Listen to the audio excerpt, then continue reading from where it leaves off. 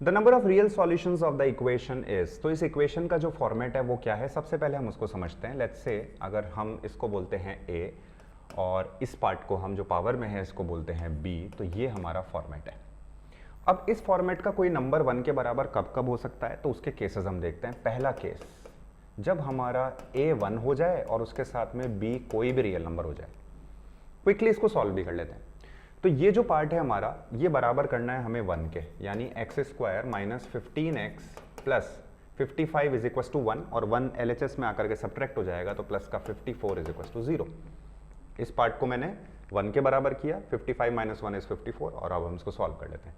तो 54 आ रहा है हमारा यहाँ पे, और 9 6 54 होता है, यानी माइनस का 9x माइनस का 6x। This is what we can do.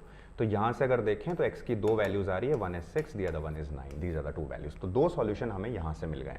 दूसरा केस क्या हो सकता है वो भी चेक कर लेते हैं।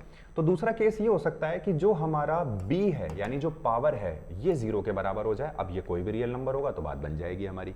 तो ऐसे केस में x square minus 5x plus 6 is equal to 0 करते हैं, तो यहां से भी दो सॉल्यूशन आ जाते हैं, माइनस का 2x माइनस का 3x, राइट। तो x की वैल्यू आ गई है 2 और 3। तो दो सॉल्यूशन आपको यहां से भी मिल गए। एंड लास्टली केस 3 है आपका, जिसमें आपका जो ये वाला पार्ट है यानी a, ये बराबर हो जाए -1 के, और जो आपका b है ये इवन नंबर हो जाए, इवन इंटीजर हो जाए, राइट।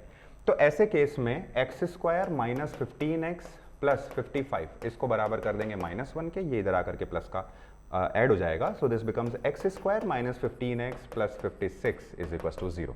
और इसको सॉल्व कर लेते हैं। माइनस का 7x माइनस का 8x ब्रेक हो जाएगा। मिडिल टर्म स्प्लिट मेथड मैंने यूज किया है तीनों को सॉल्व करने के लिए।